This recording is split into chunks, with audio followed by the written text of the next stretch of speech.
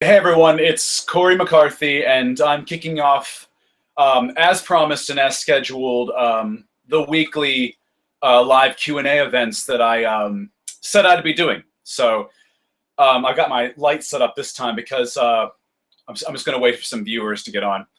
But this time I've got my AC functioning again, so I'm not going to be wiping off a lot of sweat like I was last week. So it should make this a little bit more comfortable, I could say is the word for it, because this has been a nasty summer so far, and especially a nasty last week. I see some viewers are coming on. So anyway, to what I was just saying is that before I get to the questions is I'm not going to be wiping off a lot of sweat this time, so I can actually put the spotlight on and try to make the video quality just a little better than usual on the usual live streams, because I got my AC running now because it's actually working, so we're good to go.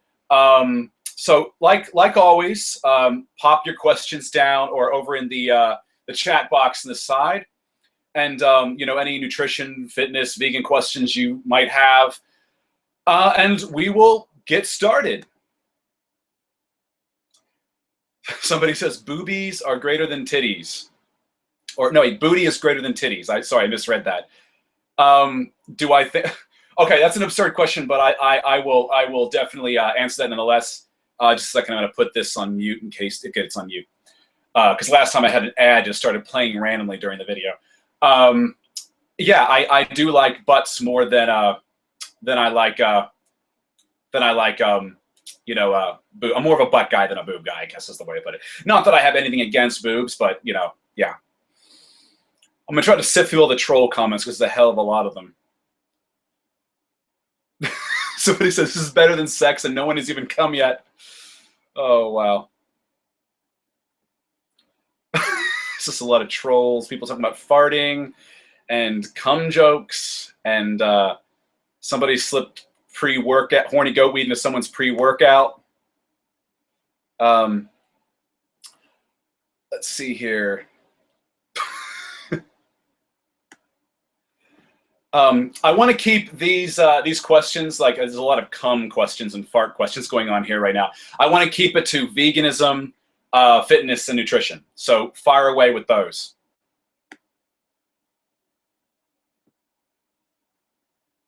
Any experience with depression? Somebody asked. Well, that's a lifestyle thing. When I was a kid, I think everyone went through this, but I went through teenage depression when I was a child, when I was younger, and a bit when I was a kid too. I was a very hyperactive kid. I was on I had ADD. I still have ADD.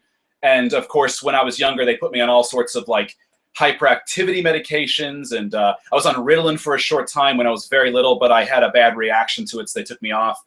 But yeah, I mean, I did suffer from depression in my teen years, like usual, I think. It sort of went away by the time I was getting into college. And, I don't really battle with that anymore. I mean, I think we all go through ups and downs in our lives. So I'm not to say that I don't ever get depressed or get sad, but it's not like it was when I was a teen. And I guess, you're just dealing with all those, I guess the hormones when you're a teenager,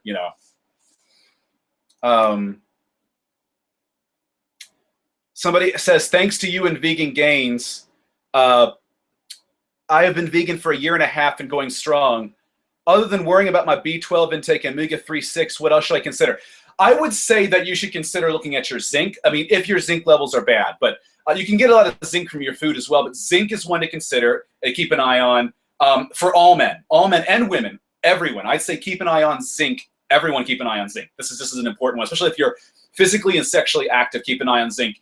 And I guess if you have iron problems or deficiencies, check on that. But you can get iron from vegan foods too. But the ones like D3, I guess, too, depends on where you live and the kind of sun you get, and I guess your ability to absorb that. These are things you should keep an eye on. And there are vegan D3 supplements, I think, that derive from lichen.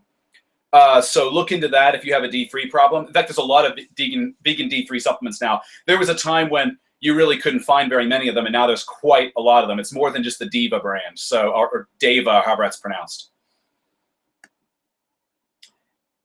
Hey, Cory, a lot of fiber, any bad? If you're going to eat a lot of fiber, just drink a lot of water. You want to flush your system out. Fiber intake is actually good for expelling the estrogen from your body.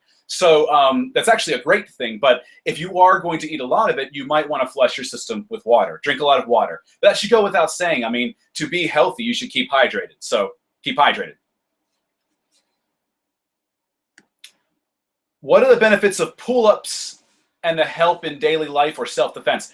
Well, anything that's going to make you stronger, especially anything that's going to make you stronger with your body weight and or added weight. So, for instance, a pull-up with a weight belt, a weighted pull-up, especially pull-ups over pull-downs, are just going to make you overall more athletic, are going to make you stronger. It's going to help you deal with going through, because you're working through gravity as well. So for all these reasons, it will make you fit, it'll make you stronger, it can make you bigger depending on progressive resistance, and it's good for athleticism, much, much more than, say, pull-downs. In fact, they've done research to show that while pull-ups and pull-downs work the same muscles overall, you have more biceps and core activation, and this should go without saying, in your pull-ups over your pull-downs. So you're just going to get more overall benefit from pull-ups. And if you can do more, I'd say, than 12 pull-ups in one go, in one set, then throw on a weight belt, but use good form, don't get sloppy, and continue. Look at the next questions here. People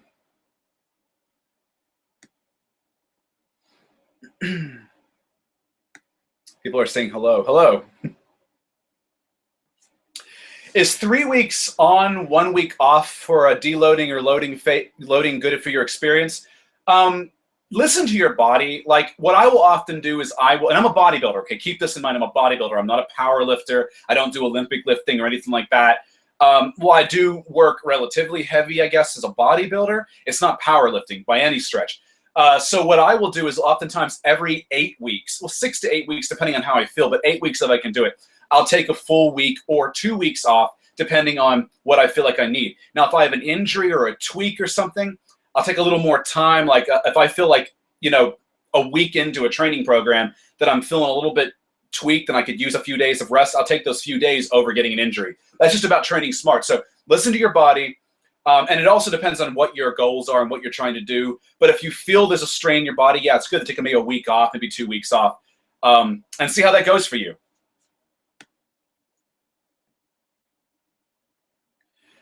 Do I have any tips on endurance or for running endurance? Pardon me. Sorry, I had a little bit of burp coming up there. Actually, I do. As a martial artist, I do have advice for endurance.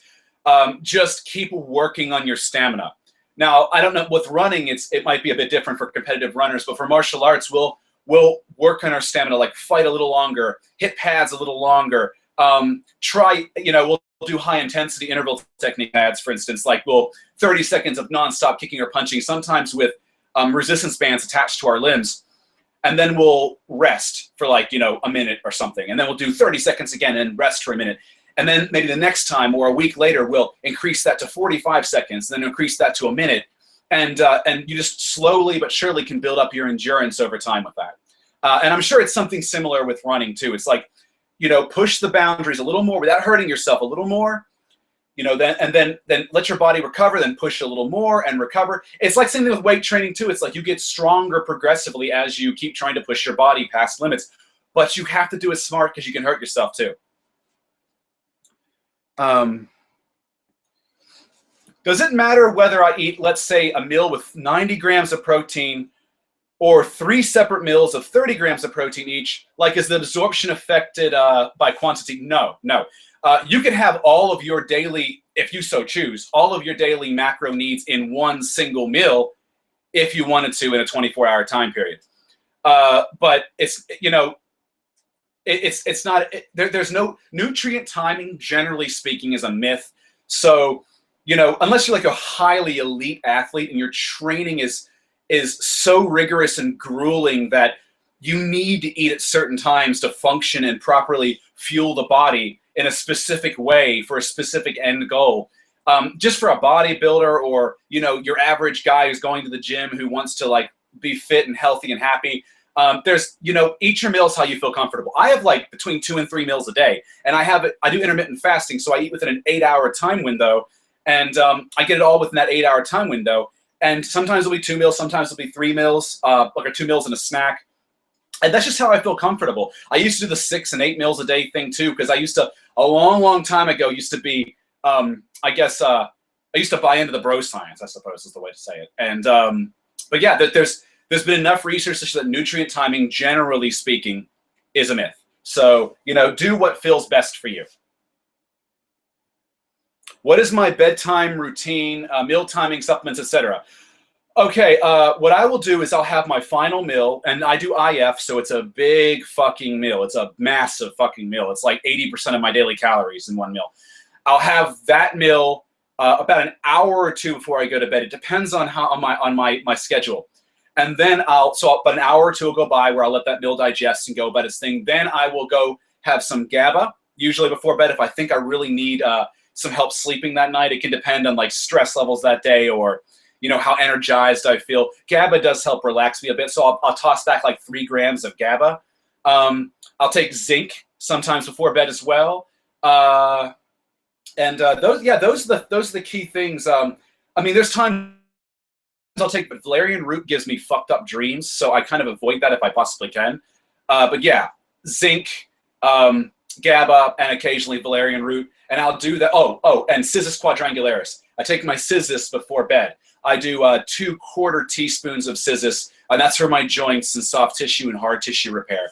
I actually maintenance dose with that now, because I found that when I stopped taking it within a week, all the little pains and aches and pops and clicks, they all come right back full force. So I actually notice it when I'm not taking it. And everyone I've recommended Cissus to, if you check out my Cissus video I did a long while ago, has benefits from it, and they love it, and they highly, they're thankful for the recommendation, and they actually are mind blown by what they're getting from it. But bear in mind, it's still not a miracle herb, you know, but it does help.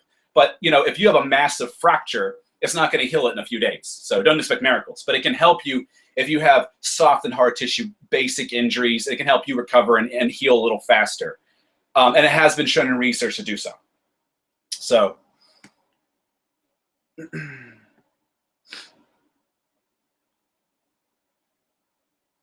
there's people asking, somebody asked me, Cory, I have a question. Would you say that somebody who has a ileocolostomy should not practice intermittent fasting because of already poor nutrient absorption? I'm not a doctor, so I really don't want to explore that kind of thing. There's a lot of things I don't know, and I'm not a doctor, so it's hard for me to give advice in areas that are medically related. I don't see why IF would affect nutrient absorption in a poor way, or any different than when you're eating your meals throughout the day. The only thing that IF really does is you're just not eating for that first 8 to 12 hours or whatever it is that you're awake, depending on how long you sleep at night. So you have a 16-hour fast and then an 8-hour feeding window, or for women, it's more 12-12. And that's the only real difference. You're still eating all of your calories. You're just getting them within a smaller time frame. And in the fasting period, you're probably just drinking, you're drinking water, coffee, and tea, especially coffee, because it's an appetite suppressant. It can help you get through that. But I don't see why it would affect nutrient absorption in any capacity, for better or worse. But again, I'm not a doctor, so if there's some other reason somebody who has a colostomy shouldn't do IF, that isn't my expertise, and I want to leave that. I'm not touching that with a 10-foot pole. Why do I feel tired when I eat a lot of fruits? I mean, I don't know. I don't feel tired when I eat a lot of fruits. I know that's anecdote, but you're the first person I've seen mention this.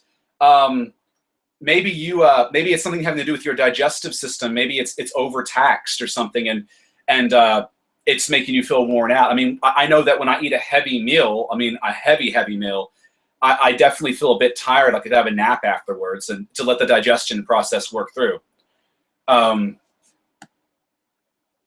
How much will you try to ensure your children are vegan, and what would you allow them to control their own diet? Look, I'm going to live by example with this. This is the way I look at this. I want to live by example with veganism.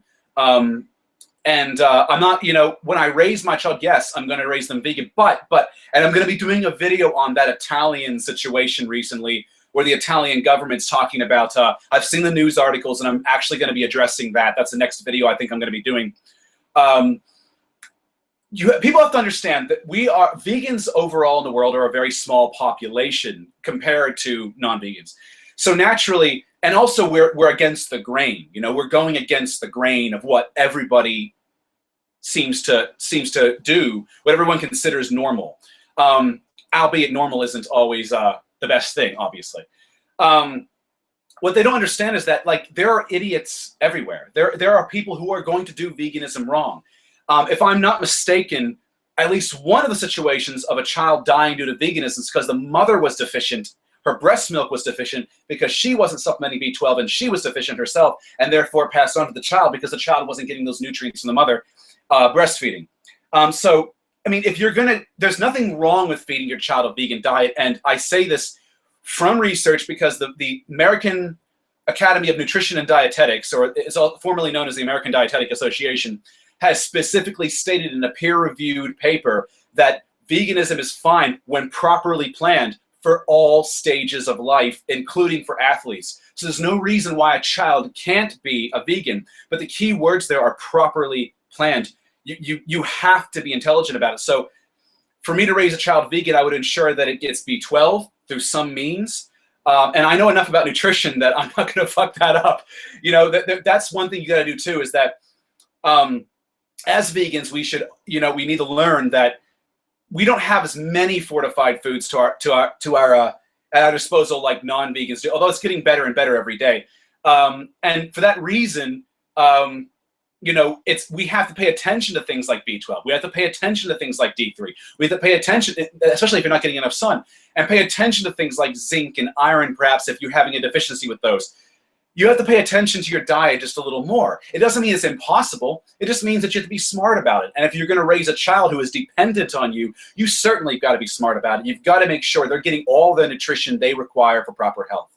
And that's how I would approach that. Now, hopefully by leading by example, when my child gets old enough to make its own decisions, legally speaking, hopefully by leading by example, it'll lead a ethical vegan lifestyle, you know? That's my hope. But at the same time, it's not my place to force somebody who is a legal adult to do something. You know, I just would like to try to lead by example while I can and show them that it can be done right, and hope they learn from me, basically, and impart that upon them, I suppose is the word for it. What do I think of Vegan Gains finally changing his tune on dietary fats? Look, I have a sneaking suspicion, and this is not ego speaking here. I have a sneaking suspicion it was because of me. I know he watches my videos. Now, he can correct me if I'm wrong. He can totally correct me if I'm wrong. But I would assume he is, because he uses a lot of the studies. But then again, that could be argued that he just found these himself. But he seems to use a lot of the studies that I pull to support 20% fat and higher. And if you look at the CDC, and you look at the American Heart Association, and you look at the World Health Organization, they recommend fat between 20 and 35% as being perfectly fine for health from your calories. So that's why I recommend that. And I've always been recommending that. And I think that Vegan Gains finally looked at the research himself, perhaps through my videos. I would assume probably so, because I've done so many videos on the subject. And and I think that's where he came to his conclusion. And he's changing he's being very intelligent. He's changing his mind based on the available research. He's not just sticking with something because the popular belief or the hive mentality belief that you see with like these 80-10-10 vegans and Christ, these 95-5 vegans. Oh my God, don't even get me started on that. But yeah, so that's my thoughts on that. Can you stay keto for good, or is it just a temporary diet? There have been studies shown that long-term keto can be done just fine. Keep in mind, some people medically require keto because they're epileptic. So for them, it improves their quality of life.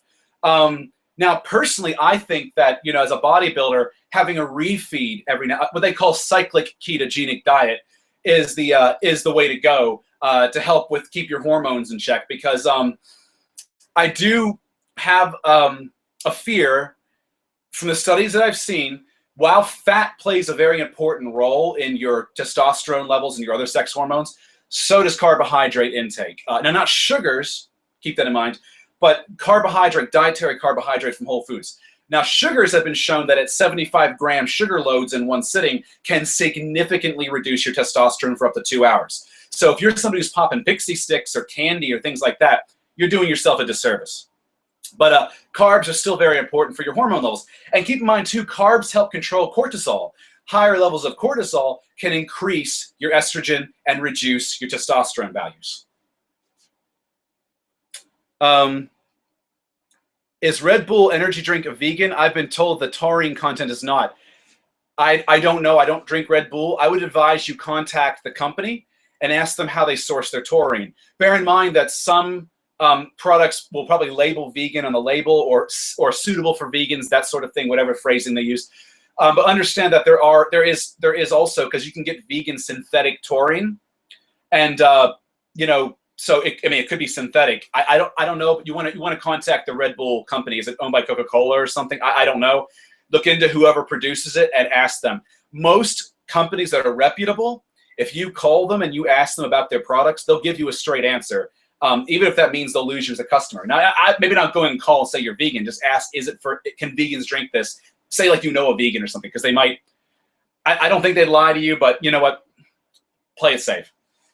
Why do people hate vegans so much?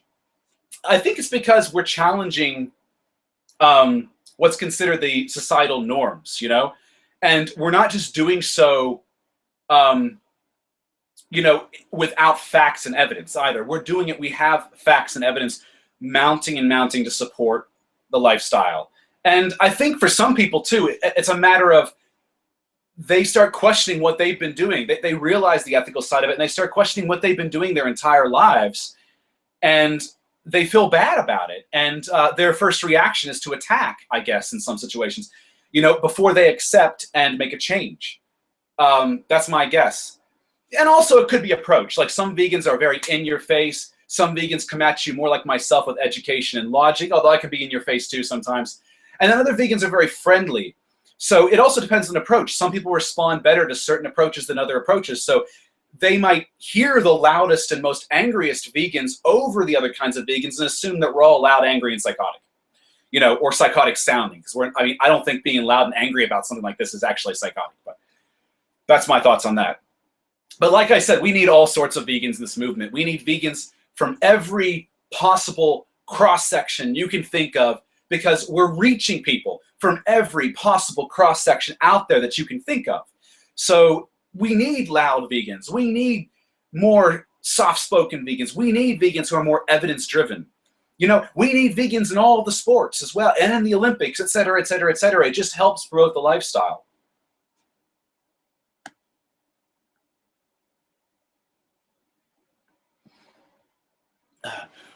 What are my thoughts on the paradox of choice issue in New York City, which decreases many folks' happiness by their own report?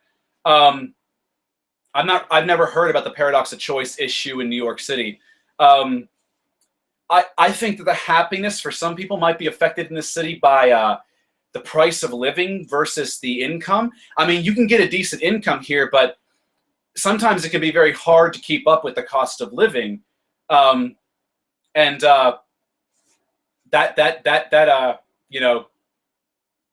might make you, obviously can make you unhappy if you're scraping by. To be honest, there's a lot of people I know that work decent jobs.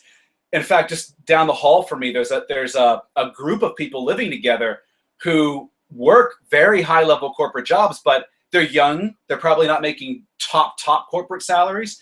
And there's like 3 couples living in the same 2-bedroom apartment. So, people do what they have to do in this city. Sometimes they crash in a room of an apartment and pay a fraction of the rent, but they like being here. They like the convenience. They like everything being at your fingertips. And if you can't afford Manhattan, there's always Brooklyn, there's always Queens, there's always Bronx, there's always Jersey and Long Island, et cetera, et cetera, et cetera. You'll just have to deal with the commute times and less convenience. Ion Health is asking, would I do an interview on your channel? Yes, I would. We can connect about that in a bit. I can reach out to you. Remind me. Are B12 vitamins bullshit? I keep hearing recently that vitamin pills are BS. I'm curious. That is not true. B12 is effective. It's water soluble, so you can't overdose on it. So I actually strongly advise, even if you're getting enough, even if you're a meat eater and you're getting enough B12, you think from your diet, take B12. You don't want to fuck with the deficiency in B12. I know people who are omnivores that eat a lot of meat and they're deficient in B12 and they're sick because of it. So supplement B12. It's cheap, it's easy to get a hold of, and it could save your life. And you can't overdose on it conceivably because it's water soluble. It's like vitamin C, you'll just piss the excess out. Do I ever have some struggle in very fast losing weight in your cutting phase? Not able to stop losing weight lately.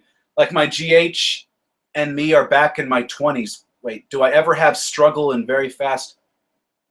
No, I wish I had a struggle of losing weight too fast in my cutting phase. I'm the kind of person that I'm lucky if I burn between 1 pound and 2 pounds a week. Sometimes it's half a pound a week.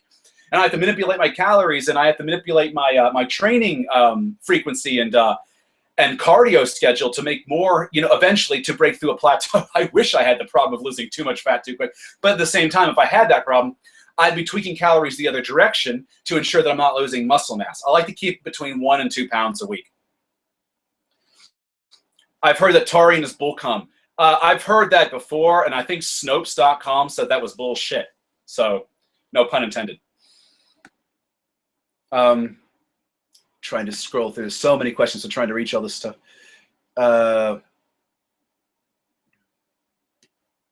Is my exercise wasted if I have insomnia or go to sleep late? Does this hurt my recovery? Yes, it will hurt your recovery. But it's not like your exercise is wasted. Just that you recover better and more properly, and you will grow better when you get better sleep. It also has effect on your hormones.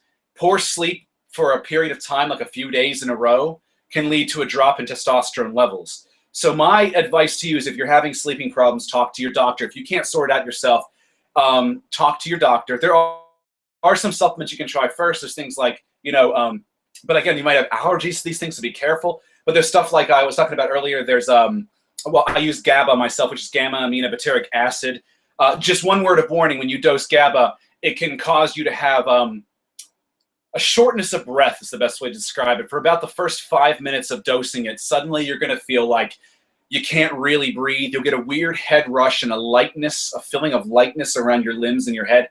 That's natural, and it subsides within about 5 minutes time.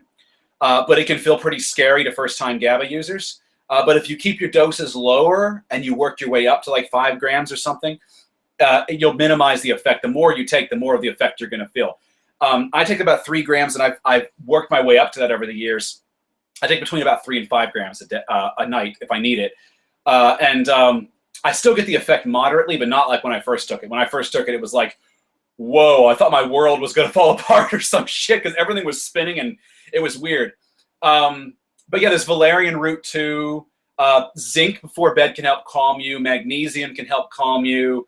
And just turning off your computer, turning off your electronic devices that emit blue light can help a little bit too. That's been shown in research. So I would consider these things. And if you can't sort it yourself, and work on lowering your stress levels. If you can't sort it yourself, go to a doctor. And I hate to recommend drugs, but you need your sleep too, man. And if you can get something that can help you just get back in that groove a little bit, maybe that would help. So sorry to hear it, buddy. I've been through insomnia in my life too, and I've been through periods of insomnia, and I know how much it sucks. But you keep on chugging forward, keep on pushing forward.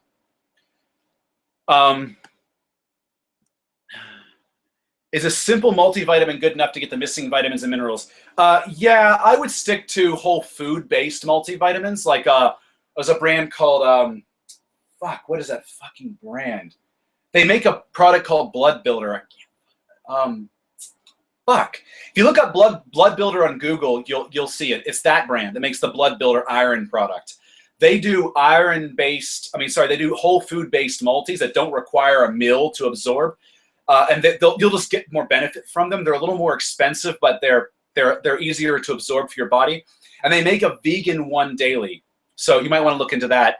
But never, ever, ever use a multivitamin as a crutch for a poor diet. So get your diet in check first, and throw in a multi for insurance. That's my advice. And good multis will have your B12. They'll have your zinc. They'll have things like that. Look in the back of the container for some of these vitamins having at least 100% your daily value, or in the case of B12, it can be more. Like I have a B12 supplement that is by Now Sport, that's vegan, on a sublingual supplement, and that is like 16,667% of my DV. So it's a lot of B12, but I just mostly probably piss most of that shit out. So, Cory, what keeps you motivated? A lot of things, I guess. I guess action movies. is what really got me into it in the beginning too, because I saw these action stars like Arnold Schwarzenegger, Jean-Claude Van Damme, Dolph Lundgren. I was a big Van Damme fan growing up, so I think that Vin Diesel is inspiring. The Rock is inspiring. In fact, I'm very, very motivated by The Rock. Look, I know The Rock is on drugs, and most of these guys are, but The Rock is just a very motivating guy. I mean, he's just a motivating guy. I'm very inspired by The Rock. So he's a guy that inspires me. And there's also just other things too, like trying to be stronger, trying to be better, trying to be more athletic, trying to be healthier, extend my life, be more youthful. And then also the fact that I want to inspire others. So that keeps me motivated too, because the better that I do, others will see that and maybe they'll try. Like my mother, for instance, she's pretty overweight and in bad shape, and but she's been trying to limit the meat in her diet more and more and more, and going more towards a fruit and vegetable based diet. So I've been trying to give her advice on that so she doesn't fuck it up. But sometimes just leading by example, so that can be motivating. Yeah, I mean, I find motivation all over the place. I even think of the animals when I'm lifting weights, like, because being a vegan, my body, my physique, my muscle mass, whatever, is going to be representing the vegan movement. So I need to be able to, I think of the animals in that regard also. That can be, but this is so many factors, so many freaking factors. And also as you get stronger and bigger, and you look better, your confidence naturally goes up as well, and that's good for people too. I think that anybody could use a boost in confidence, and it can help them out in the world, and maybe help them find better jobs, or help them go for the girl, or in the case of a girl, a guy that they desire. That's always a good thing.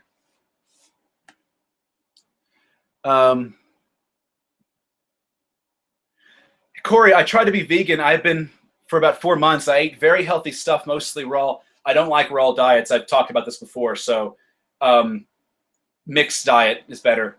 But my eyes turn kind of yellow. Any explanation? Look, I'm not a doctor. I've never heard of that happening. I mean, is your skin turning yellow too? Is there a case of jaundice? Look, I'm not a doctor. I would speak to a medical practitioner.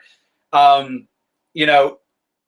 don't want to touch. I'm not a medical person, so I can't really delve into that for you. I don't feel safe doing that. But I will say this: I don't approve of raw diets, because enough research has shown to the contrary that certain foods, many foods, are more nutritively absorbed and have better nutrient profiles when they're cooked. So, since going vegan, I feel like my immune system has gotten weaker. Any suggestion on how to improve it? I train 2 times a day, cardio in the morning and weights in the evening. This could be so many things. I don't know if you had any existing problems or not. Maybe you knew or didn't know about. Have you gone in for a blood panel? I would suggest you go to a doctor and get a blood panel and find out what you might be deficient in.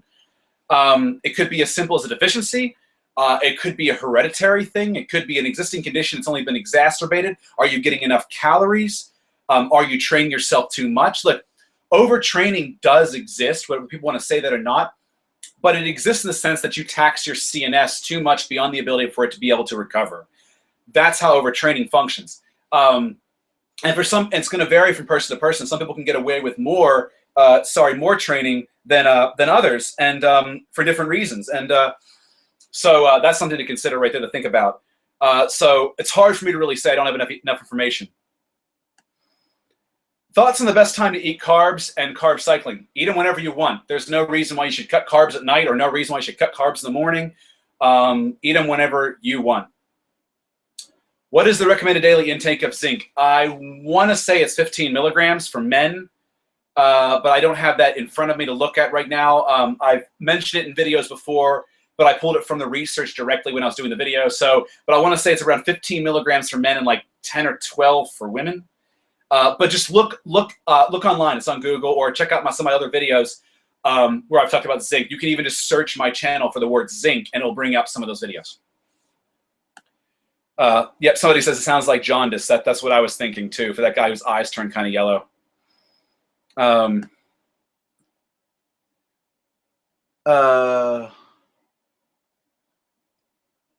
Let's see. Some of these questions are coming around.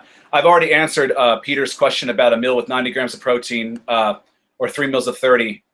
Check back earlier. I've answered that question. Are meat eaters' GI tracts different and intestines different than vegans? I've heard that vegan diet expands the stomach. Please enlighten on this. You know, your stomach may expand, but it's not going to change your organ biology. Where if there is a difference is if you look at carnivores, like actual obligate carnivores in nature, their digestive tract is vastly different than our own. So mostly in length, in the fact of length, and also in the kind of acid they produce as well. So, but just eating vegan isn't going to vastly change your existing biology and organ structure. So while you might stretch your stomach or whatever, it's not going to like change things drastically inside. To my knowledge, I've never heard of that. The most you might get is that over time and over generations, a DNA mutation that allows you to better absorb ALA, omega-3 fatty acids, and convert them to DHA and EPA in your body a lot easier. They have shown generational vegans to be better at that, better adapted to that. Cory, have you watched any videos by vegan YouTuber Ivan Velasquez? If so, your thoughts as approach nutrition? Ivan and I had a falling out a while ago. I'm not going to get into the whole thing here, but I don't really approve of a lot of things that Ivan says. I don't really, and I don't really approve, I guess, of his attitude, I suppose. Like I said, I want to get into the details, and I don't want to shame Ivan. I'm not the kind of person who shames people. But let's just put it this way: we have our differences, and we don't even talk anymore. We haven't really spoken probably for about a good year, maybe more.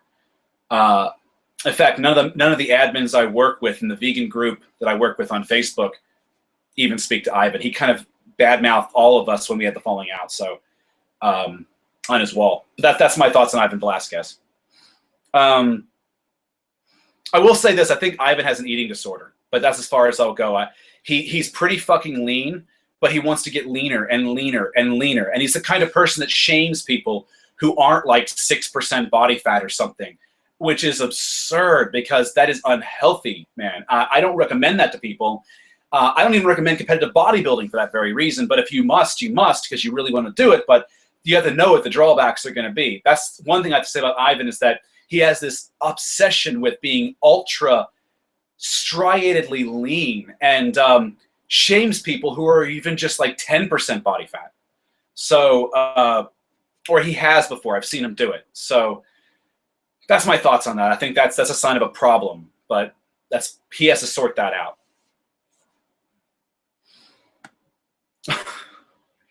Some of these questions are troll as fuck.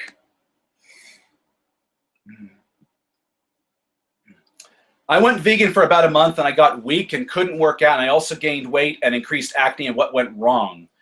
Well, you gained weight, so I'm assuming you were eating enough calories, but were you getting enough protein? Were you getting enough fat? You know, what were you eating? Were you watching what you were eating? Obviously, if your acne increased, you must have had some kind of an allergy, a reaction to something you were eating. You know, what were you eating? Because, you know, I'm just guessing that you must be eating enough food to gain weight, but if you're getting weaker, something else is off, like your fat or your protein is not to par. So I don't have enough details here. But typically speaking, it's you're not eating enough of something or eating enough in general when those are the problems you're experiencing.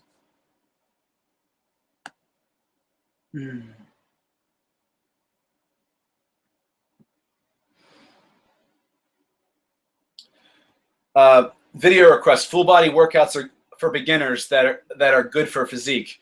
Yeah, I think full body workouts are great for beginners. I'd say for the first 6 to 12 months, full body is absolutely excellent. And then maybe you'll consider when you want to tweak and you see maybe you're starting to notice weaknesses, you know, upper lower splits or push pull legs, and then ride that out for the rest of the time that you lift. That's my opinion on that. I've done videos on full body workouts before. I did a video called Bro Splits versus Full Body, which is better. I think it was what it was called. It was an Ask Cory episode. You can cycle back and find that.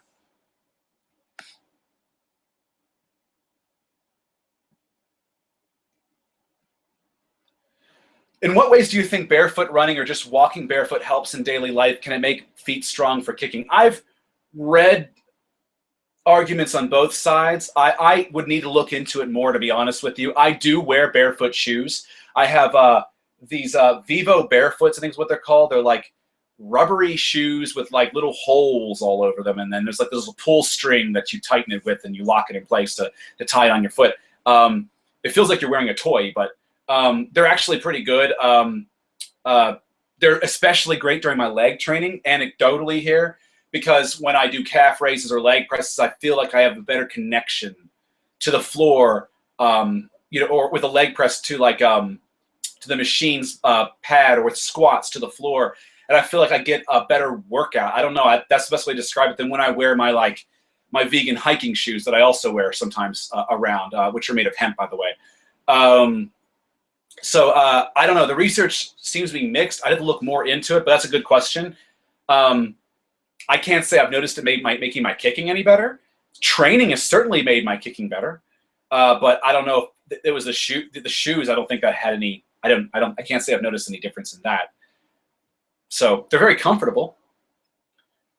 People are asking if I was ever depressed. I said earlier that I went through depression in my teen years, but it wasn't anything like dramatic. But I haven't gone through spells of depression in a while. I mean, I get sad, but I think everyone does, have ups and downs every now and then, depending on what's going on in life. That's just how it is. Kino Body recently said he had strong proof that he's natty. Do you believe it? Look, I have two sides to this. Kino Body, to me, doesn't look, and I know this is not a final sort of thing. This is not like the best determining factor. He doesn't look, his musculature is not something you would need drugs to obtain. I'm going to put it that way. That could be done with diet and hard training consistently for years. What gets me, though, what I question is the fact that he apparently has great hormone values at what is apparently 6 or 7% body fat. That's like the unicorn, okay, in the room, and I don't know. That's the only thing that would get me thinking that Kino Body takes something like a TRT or something. There's a lot of guys, I think, that take TRT and consider themselves natties because they're on a basic TRT dose. But that's my thoughts on that. You could attain Kino Body's musculature and relative leanness, like 10%, 8% safely, without drugs, depending on your genetics. But his level of leanness long-term, I question that.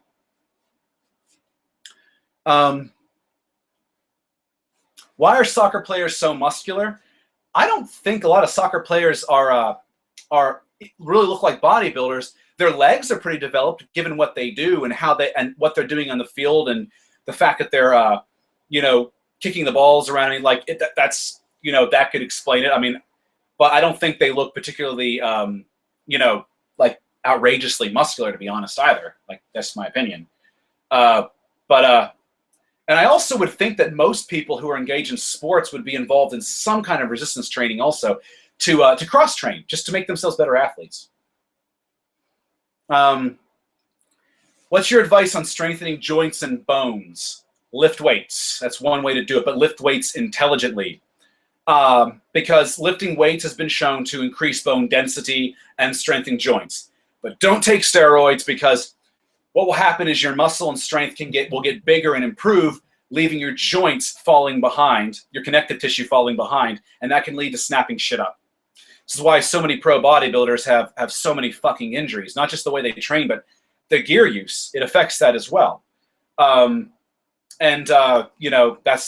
my advice on that. And try Scissors out. If you have existing issues, give Scissors quadrangularis a go.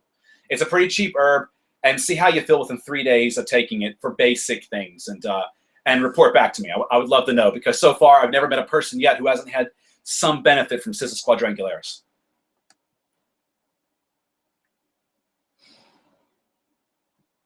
Soccer players work out too, probably. I take the juice. I would say that pretty much any professional top-level athlete who's making a living from it, who has sponsors, is probably on the juice. I had a debate with somebody on Facebook the other week that they thought that there was Olympic athletes that weren't taking drugs, and I'm like, just don't even get me started on that. Like, every Olympic athlete is more than likely taking drugs because there are others taking drugs and they have to remain competitive. It's not cheating if everybody else is doing the same damn thing.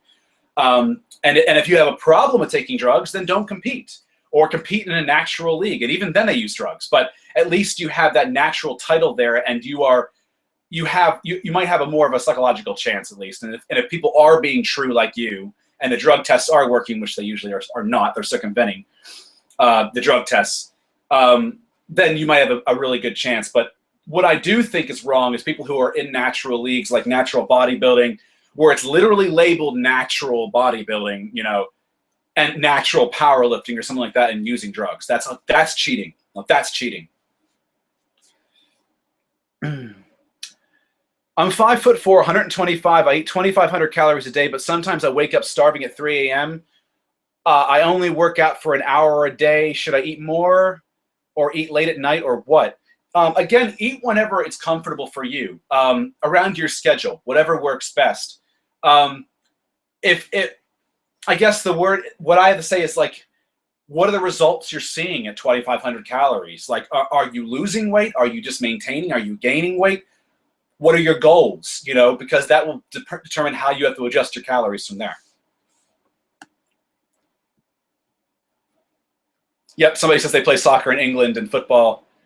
And they do lift. I would imagine so. I mean, I think that anybody who's engaging in a sport, especially a sport that's going to require some degree of strength and power, like, you know, even basketball or baseball or soccer, football, anything, you should be lifting weights. You should be cross-training, because at least in the areas that you really need for your sport, you know. But then again, you should be training everything anyway, because any weak links in your chain can lead to eventual problems down the line. Why 12-12 for women? I have heard that... Now, I don't quote me on this, but I've heard that is optimal for hormones in women, that apparently fasting for any longer, that women start having hormonal problems. So that's what I've heard. Martin Burkhan, who runs Lean Gains, also recommends 12-12.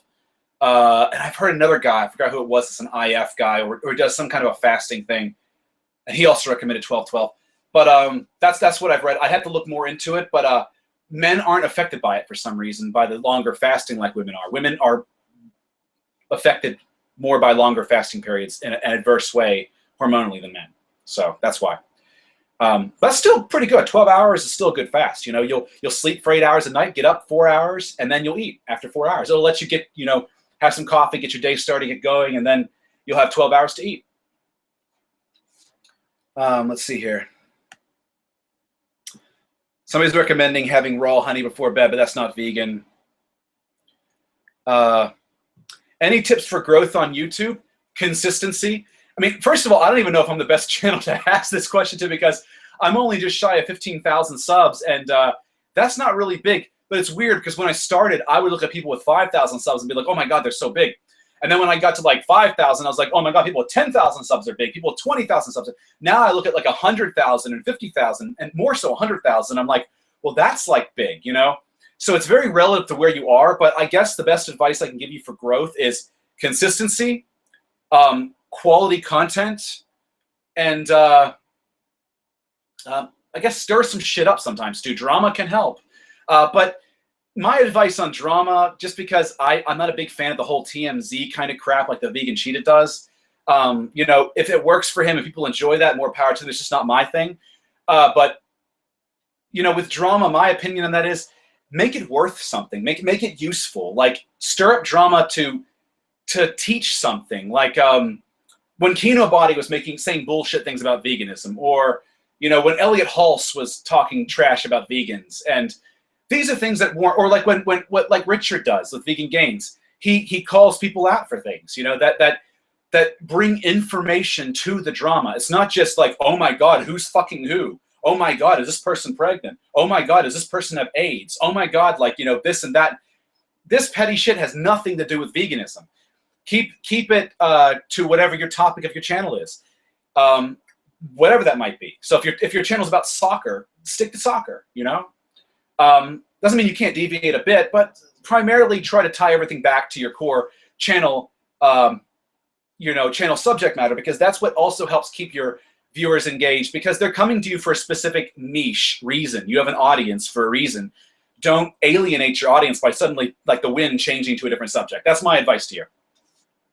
And yeah, and interact. When you have a channel, interact. Comment on people's channels. Interact with other people. You know, don't necessarily expect something in return, but the more you get yourself seen, the more people might click on your name and come to your channel and find you. And you know, and if you have good content, somebody's going to probably give you some help on growing your channel as well. Like I'll do that. Like if I see somebody's got some great content, I'll have no problems giving them a call out. Somebody asked if I always buy organic fruit. No, I don't. I buy conventional organic depending on whatever's on offer. You know, I mean, for instance, like I bought some plums today, and the conventional local plums were like $1.49 at Whole Foods, versus like the non-conventional were like $4 a fucking pound. So, you know, it was kind of ridiculous, the organic ones. And there's not enough research to show there's any real negative impact to consuming conventional fruit. And so I don't really worry myself over it too much.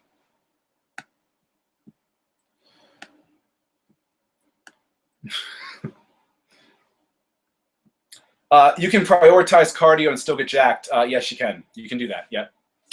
Just time your cardio in such a way that it doesn't hinder your lifting. Like if you, I find personally that and research has shown this too, that if you put cardio too close to your lifting session, and I did a video about this, that it can actually affect your gains, negatively affect your gains. So my advice would be, if you want to do cardio every day or 6 days a week and lift 6 days a week, do like cardio in the morning, lifting in the evening, or lifting in the morning and cardio in the evening, and work that out. Or do cardio and lifting on opposite days, like Monday lifting, Tuesday cardio, Wednesday lifting, Thursday cardio, etc.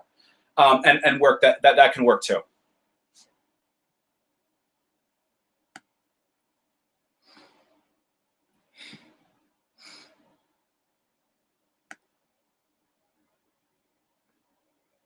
Yeah, somebody's right. They're asking a lot of questions only qualified physicians should be answering. And I'm very, very much aware of this. Thank you for pointing that out. I can't pronounce your name. It looks like Rebirth or something, the way it's spelled. But yeah, I always emphasize this. I am not a medical doctor, and I feel very uncomfortable giving out medical advice. I can only tell you what I know, and I will admit when I don't know something. And I don't know some of these things you're asking me, and I feel bad giving that advice. Or even touching on that subject. Cory, how tall am I? 6 feet tall. Cory, who do you want to win? Trump over Hillary. I prefer Trump to Hillary, of those two. I don't think either are great, but I prefer Trump to Hillary. You know, and I'm actually looking forward to Julian Assange's next leak, because apparently the next leak is just going to sink the sword right in on Hillary. That's what he's claiming, so we'll see. But all that probably will happen at that point is Hillary might fall out of the race or be taken out of the race because she will have to at that point, and they'll just replace her with somebody else. Like, you know, who knows? Maybe Bernie will come back in. I don't know. But over those two, yeah, definitely Trump. But I've kind of been supporting Trump the whole time, anyways. So.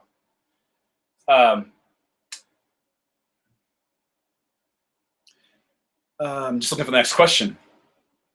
What is your opinion on juice fasting to heal the lymph system? I am not a doctor, and I don't really buy into this whole any fasting things. I don't, and detoxes and things like that, because your liver is meant to detox you. So there's no reason. Sorry, my phone is ringing. I don't know why it's ringing, but your liver is meant to do the detoxing in your body. So unless your liver is fucked up, and you should be seeing a doctor if your liver is fucked up, let your liver do its job. Thanks for your answer. I've always wondered if I should do IF, and I haven't asked a doctor yet, but what you said makes sense to me. IF isn't magical. I want to emphasize to people, I like IF personally because when you're eating in a caloric deficit, smashing all that food into a little 8-hour window, it's so much easier. It feels like so much more food than it does when you're eating over the course of a whole day. So I find IF is better for somebody who has a big appetite like myself. And I just get used to the fasting window by using coffee when I'm in the fasting window, because it's an appetite suppressant. I'll have a couple cups of coffee. Tongue twister there. I'll have one when I wake up and one around noon or 11 o'clock or something like that. And my first meal will come around 2.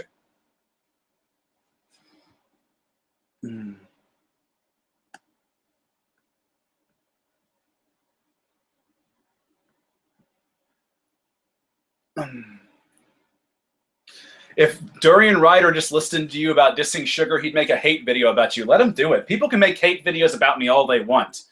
You know, I really don't care. Sticks and stones, you know. If there's something like, you know, if Durian wants to make a video, I'll make a response, I suppose. Like, it all depends on what he's going to say. If he wants to bring the evidence to why sugar is a great thing, go ahead. I can show you the evidence why it's not. Really, I don't mind. I mean, I've been thinking about doing a response video to Durian Ryder anyway, with regards to the things he was saying to vegan gains. Now, I know that's to vegan gains, but the things he was saying were just broadly incorrect nutritionally. And I think a response is in order, but I have other things I've got to do videos about right now, like that Italian situation with the parents and starving their baby or something. I really need to cover that because that's an important, hot and trending topic right now, and it needs to be handled. So that's going to be probably the next video I do. Trying to see if there's more comments here. Okay. So, oh wow, it's got a fucking wave of comments out of nowhere. I might be missing some things, so I hope I'm not. I'm just trying to go. Fuck. There's so many things. It's like literally just blew up on me. Oh man. Oh man, there's so many here.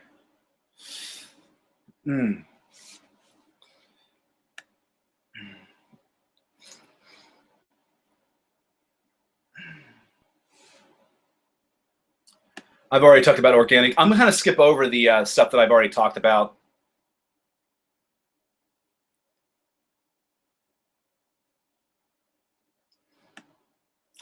What other vegan YouTubers do I personally watch and enjoy? I watch Vegan Gains, and I've been watching Vegan Gains for a while. I watch John Venus sometimes. Oh, wow.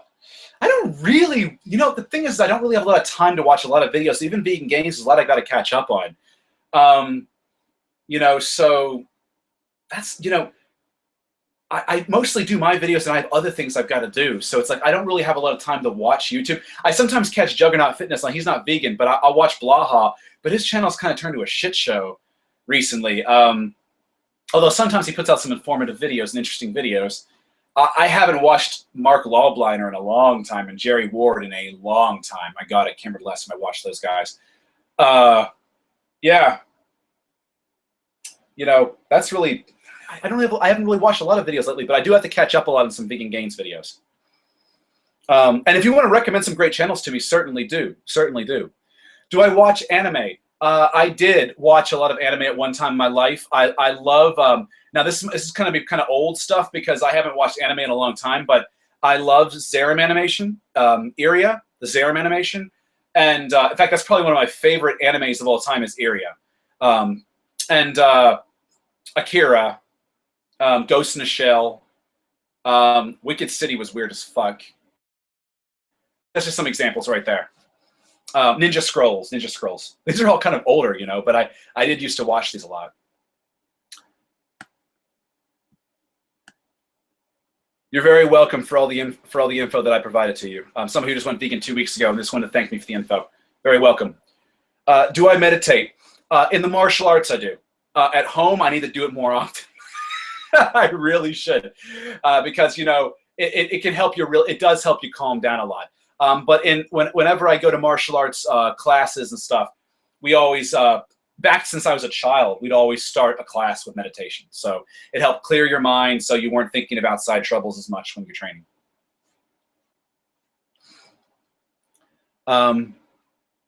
Do I have a suggestion for plant-based foods to improve concentration?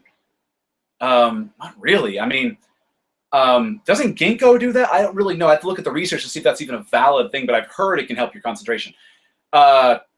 There's others too. Crap. What was that one? Maybe it's not ginkgo. Ginkgo maybe was more of an energy thing. Fuck. There was this one that I heard does that. Rhodolia rosea, I believe, is supposed to help with concentration. But am I even saying that right? The herb name right?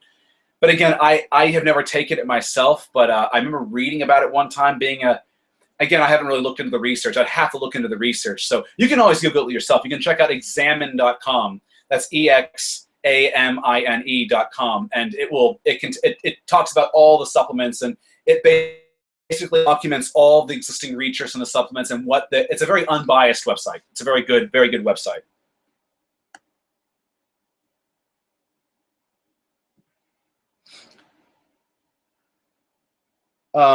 Can I provide any info on how much more iron a vegan male needs to consume compared to a meat eater? I don't think there's any difference. Just make sure you're getting the iron that you need every day. You're hitting your daily value of iron. I don't supplement iron, but I get plenty of it from things like tofu, spinach. They're very high sources in iron. Those are some examples. It's in some nuts as well. And same with zinc. Zinc is also in some nuts. Selenium is in some of the nuts. You know, really, you can find all this stuff on like a nutrition data website. We'll tell you what's in each of the foods, like the vitamin, mineral, even fat breakdown. You can even find out how much omega-3 on nutritiondata.com. I think it's self.nutritiondata.com. You can look up anything and find out what the nutrient breakdown is for those, so you can actually see what you're getting. And like I said, it doesn't hurt to have a multivitamin as an insurance, just as an insurance. But don't use it as a crutch.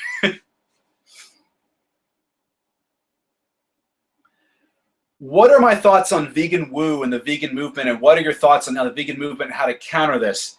Look, woo exists everywhere. There seems to be a very heavy amount of it in the vegan movement. I'm not going to name names, but you probably can guess who I would say, and basically any raw channel that exists. You know, like 80-10-10 to me is woo, like that Robert Douglas Graham or whatever the fuck his name is. That's pretty wooish to me too. I guess the best way to counter it is just to do the opposite. Follow the research and to lead by example with that. And I mean, even look at guys like Richard, who used to promote 80-10-10 type dieting, and look at him, he's turned around. The research changed his mind, and like any intelligent individual, he saw the research and he changed his mind based on the overwhelming body of research. So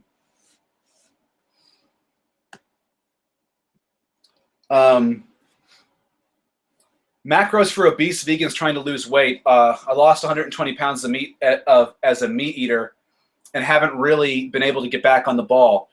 It's not so much your macros, it's more your overall calories. And then macros will depend on what your goals are. You know, an endurance athlete versus somebody who's involved in weight training, and I recommend weight training for weight loss because cardio is only going to go so far. It should be a mix of cardio and weight training and diet. But your macros need to be in check with what your goals ultimately are.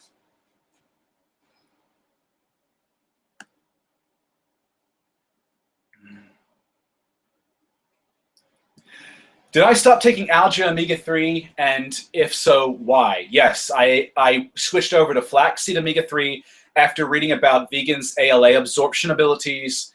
And once I'm out of my oil, my flax oil, I'm going to go straight to flax whole seeds and or chia seeds, but flax have higher protein content. So I'm probably going to switch over to flax seeds because they have a higher protein content. So it's like more bang for your buck.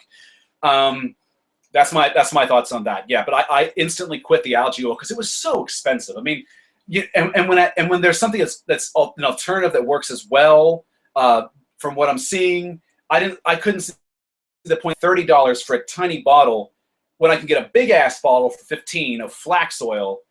And then I can get like flax seeds for probably even less. So that's my thoughts on that. But you know, it may vary from person to person too. But I don't have any problems with the ALA absorption. I have not had any deficiencies in that. So that's my thought.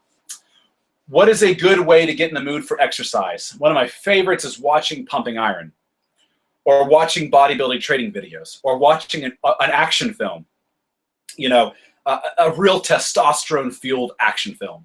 I have to say that when this is a ritual I had, whenever I have a tournament fight, and I haven't fought in a tournament for a while because of an injury that I sustained at one point, and I was letting it heal up, and then I never got back into fighting the circuit again.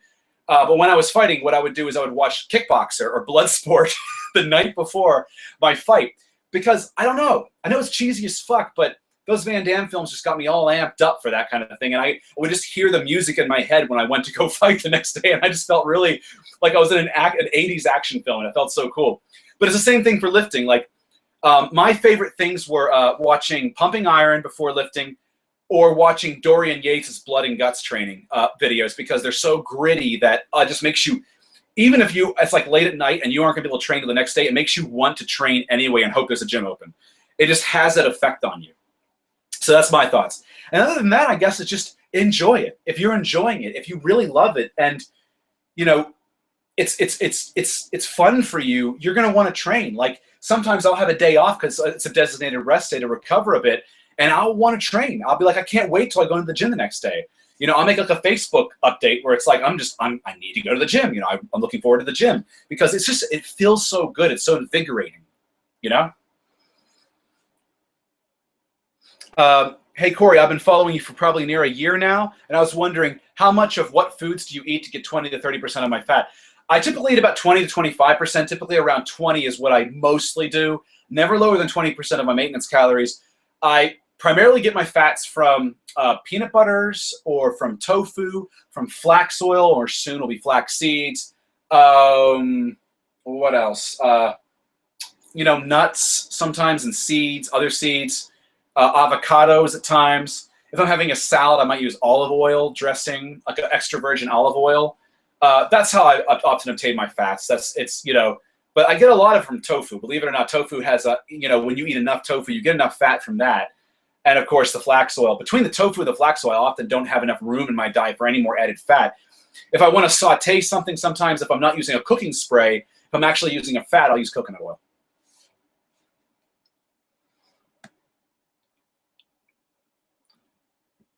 How does TRT impact muscle growth? I would imagine that it would impact it in such a way. Let's say you're already low on testosterone, which is the only time you should be using TRT is if you have low testosterone, subnormal range testosterone levels. It's going to help you maintain and or build your muscle mass that you wouldn't ordinarily be able to do with low levels of testosterone in your body. So that's how it helps you build muscle. TRT doses, if dosed by a doctor who's responsible, shouldn't be dosing you any more than you need. It's a medication, you know.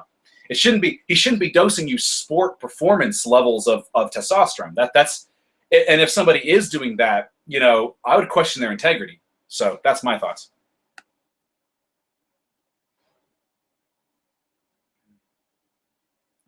Flax or chia for my omega-3s? I say flax because of the protein content, but chia is great too. I have high arches on my feet and they are broad too. I get shin splints very easily. Any suggestions? Have you tried putting shoes or using barefoot shoes? That can help too. And talk to a podiatrist. I mean, I'm not a doctor. I mean, talk to a podiatrist, you know, who specializes in feet.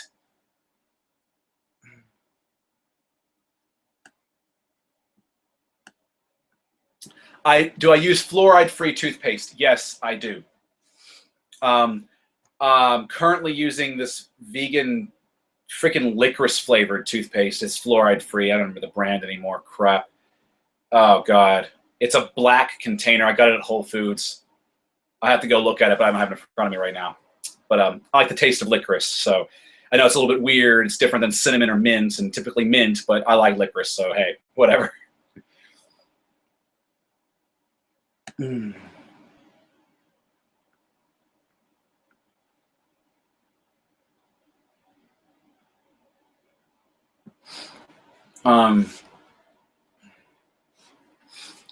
Just scrolling through here. Should I lose weight before I weight train? I just finally hit 24% body fat on vegan foods. It's just too difficult to do both. How so? I advise doing both. You know, because it will help you. The more muscle you build, especially if you weigh a lot, you're going to add some muscle at first. Especially if you're newer, you're going to add a lot of muscle at first. You're in those noob gains. The more muscle you build, the faster your metabolism is going to be. And the easier it's going to be for you to lose weight. And the stronger your bones are going to be, the stronger you're going to be. So I would advise you do both, cardio and lifting. I'm not really sure why you say it's too difficult to do both. I would put them on different days, though, maybe do like a full body routine on Monday, Wednesday, and Friday with a cardio on like Tuesday, Thursday, and Saturday, or alternate, you know, cardio on Monday, Tuesday lifting, Wednesday cardio, etc. Whatever works for you. but I would strongly advise you do both. I never tell people to lose weight strictly from just like diet and or cardio alone. So what are my thoughts on Jared Leto becoming a chegan or a vegan who cheats? Is he a good model for veganism or bad in your opinion? I think anyone who is a chegan or a cheating vegan or whatever is not a vegan. So this is kind of a moot point, you know. If you're a vegan, you don't go back and forth like a yo-yo. You live the lifestyle. Period.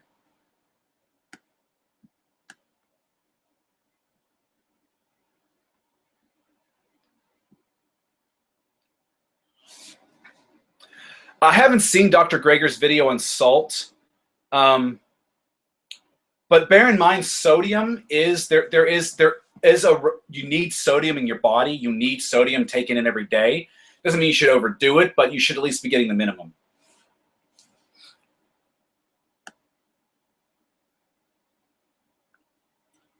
What sort of cardio do I do? I tend to do HIIT cardio. One of my favorite forms of cardio is going to a heavy bag. I mentioned this before, and doing kicking or punching or combination of kicking and punching, working on combinations, intervals for like 30 seconds to a minute, then rest for like 30 seconds to a minute, then repeat, and then do that like, I don't know, for 10 minutes, 15 minutes. It's a great cardiovascular activity for me personally. I don't get bored doing it, and that's the key thing because I have ADD. I can get really bored really easily, so doing cardio that I find enjoyable helps me stick with it. I do not like getting on a treadmill and just running. It's boring as fuck. You know, I don't like getting on a bike and biking. That's boring to me as well, unless I'm biking to go somewhere. But a stationary bike at least. But hey, more power to people who want to. I think that if you're active, that's great. But do what is fun for you. You know, my personal taste is I'd rather have something that's going to be a little more stimulating for my brain. That's all. Eating before bed, sure, why not? But notice if you eat too much right before bed, you might find that the digestion might hinder your sleep, getting off to sleep well. So I tend to stop eating about an hour to 2 hours before I go to sleep. That's typically what I do. Yeah, there's no reason for you to be blowing money on organic fruits. Like I said, there's all the research on GMO and organic versus non-organic. It's the body of research, the meta-analysis on it says that the effects are neutral or positive, really. I mean, positive in some ways for food production amount and neutral in the sense that it's not going to hurt you. Now, there's those who are going to argue it's conspiracy theory and that you know, these companies are just shills putting these studies out. But, you know, I haven't seen anything that's from a legitimate resource that that shows any benefit between organic versus the conventional or non-genetically modified. And even a lot of times today, you can find things that are non-GMO that are conventional. They'll actually have the non-GMO label on them, but they're not organic at the same time. And keep in mind too that organic crops still use pesticides. It's just a different kind of pesticide, but they're still pesticides. So put that, you know, keep that in your thoughts. Wow, there's a lot of comments. I'm trying to go through all these. Do I drink? I might be missing some things here because there's so much. And every time I press the refresh button, it's like boom, all these comments at once. Do I drink coffee black? Yes, I don't ever put anything in my coffee, and I only drink coffee during my fasting period. I've stopped taking coffee pre-workout, and now I use beetroot juice. What music do I listen to? Heavy metal music, rock, mostly progressive metal and progressive rock, a lot of symphonic metal, Camelot, Nightwish, I guess a lot of Scandinavian symphonic metal, to be honest, even though Camelot's from Florida, but you know, Nightwish is in there. There's members of Camelot are like Swedish or Norwegian, depending on what time period we're looking at. Pain of Salvation's from Sweden. That's more progressive hard rock, I guess. Riverside, Porcupine Tree, Pink Floyd. These are some examples of bands that I listen to.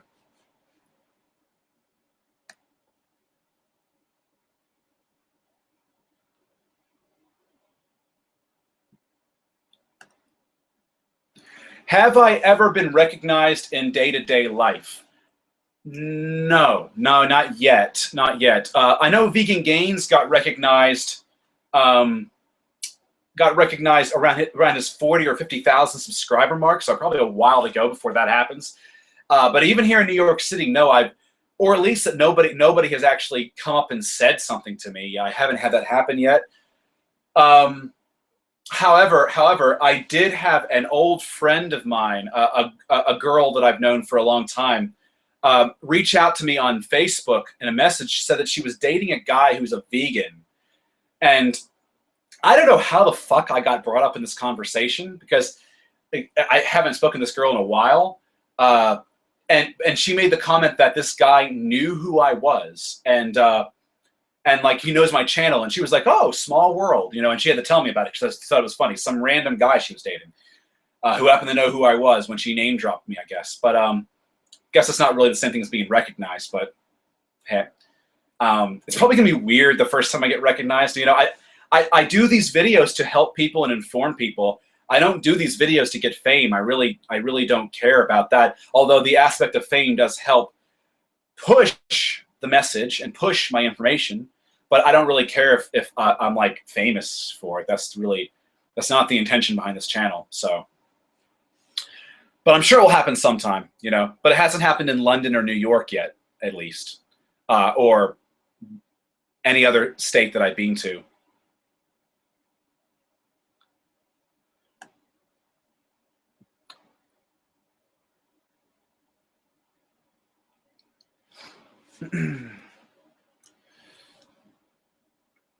Oh, somebody's suggesting that we grind flax seeds before you eat them, because otherwise they'll pass right out through your shit. That's a good point. John Venus has a brother, Leo Venus, and it's a good channel. I'll have to check that out. Thanks for recommending. I do like John's channel, and I think John's really good for the movement. I think John, his physique and his and the way he presents his information. I mean, everyone's got their own way of doing it, and I think that's great. I think that all these vegans are great for the movement. I mean, albeit some people are spreading bullshit like Dorian Ryder, but you know, it's still spreading idea of veganism, even if I think that his nutritional information is just, you know, not very scientific.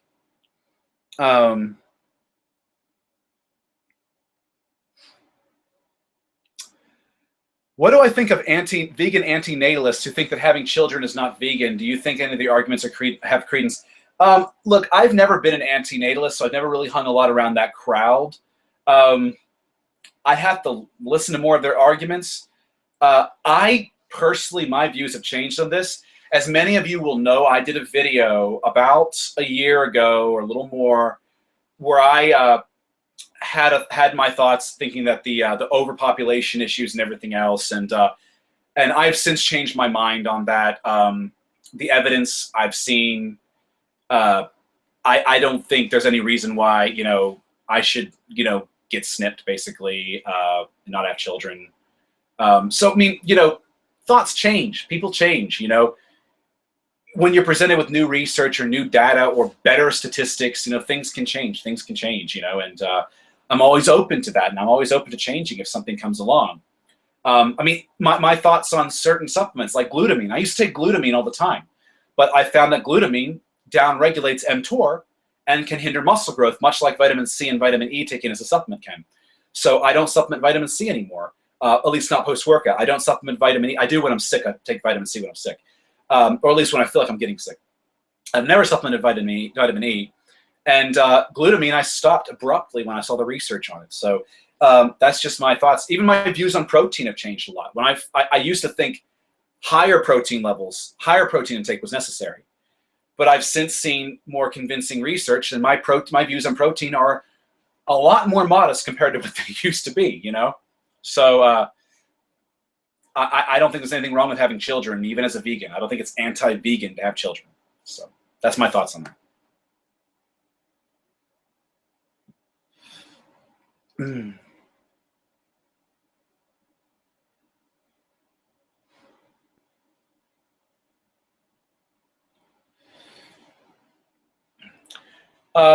Someone says they're joining the military soon and they don't have a choice during the boot camp. What is my opinion for a vegan? There are blogs out there, I think, of vegans in the military who talk about how you can do it. And with the rise of veganism and popularity of veganism, and with all the different, what's the word? Allergies that exist that are out there nowadays. Don't even say you're vegan. Just say you have an allergy to meat, dairy, and eggs or something. Don't even go into it. And I don't see why they can't accommodate you. Like I said, there are blogs dedicated to people in branches of the government, like the military and Air Force, Navy, whatever, that are vegans and write about how you can do it. So I would suggest you Google this sort of thing.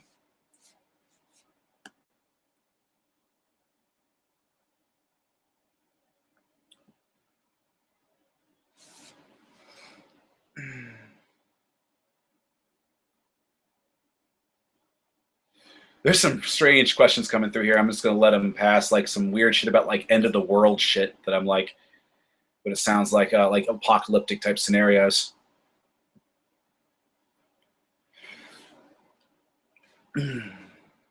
Yeah, somebody else is just vegans in the military. There certainly are. There certainly are.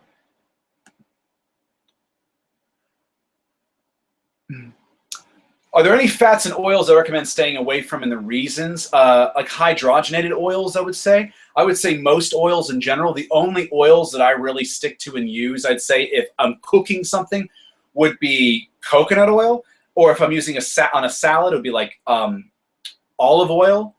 But most days, I only would have flax oil if I have any oil at all. Most of my fats come from nuts, seeds, and avocados, and tofu, and things like that. So.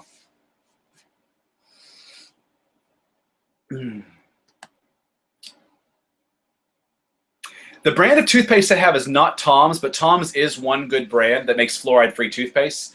I think most of them are vegan because the label on the back in the Whole Foods market has them with the V, the vegan label, so they're suitable for vegans. So always check the label, though. It can't just be about whether it's not cruel to animals, because believe it or not, there are products that contain animal ingredients that still have the no cruelty to animals label on them, which is kind of silly. So check the labels. Always check the labels. Coconut oil and olive oil, aren't those some of the worst oils? Depends on how much and how often you use them.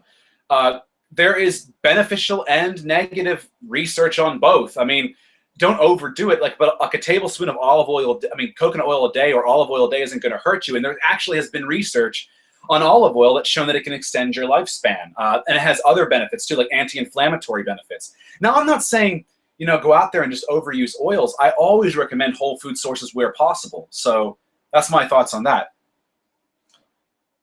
How do I feel about vegans eating mussels and similar organisms? That's not vegan. Clams and mussels and whatnot still have ganglia, very rudimentary. They may not have a CNS, but they have a very rudimentary nerve system, and they're still a living creature. They're not vegan. So just as pearl isn't appropriate for vegans. So any vegan who claims they eat mussels and clams is not vegan. Just like anybody who claims they eat fish and they're vegan, they're not vegan. Am I missing out on nutrients by drinking shakes instead of eating whole foods? Yeah, nutritional shakes are like protein powders, for instance, are deficient in other macronutrients and a lot of vitamins and minerals. They pretty much are just protein calories, sometimes trace fats and trace carbohydrates, and some minerals perhaps, but it's mostly trace. So it's better to eat whole foods, yeah. What are my thoughts on Strong Lifts 5x5? I think it's a great foundational program for getting strong. I think it's a good foundational program.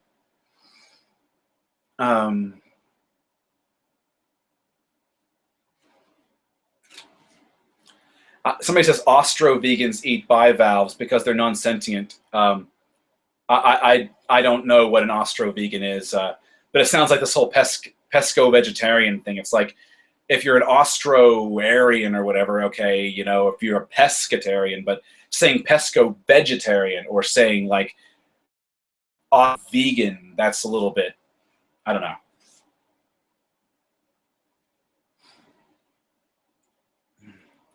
Anyway, my we're getting to the bottom of the comments here, and now people are mostly just chattering among themselves. But it's going for about 1 hour and 20 minutes now. So at this point, I'm going to cut because I have some things I've got to get to, and my battery's with a die on my computer as well. But I will keep doing these if you guys enjoy these Q&As every week on Sunday. I'm hoping to begin to do them around 2 p.m. Eastern U.S. time, which is like 7 p.m. UK time. But that's my thoughts on this. And I see you guys are really enjoying this. You got a lot of questions. I really love the questions. I really love answering your questions, and I love helping you guys. So I'll keep doing these if you guys want to keep seeing them. So let me know, and we'll keep at it every Sunday. We'll keep doing these. They're just a lot of fun. All right, I'll see you guys later.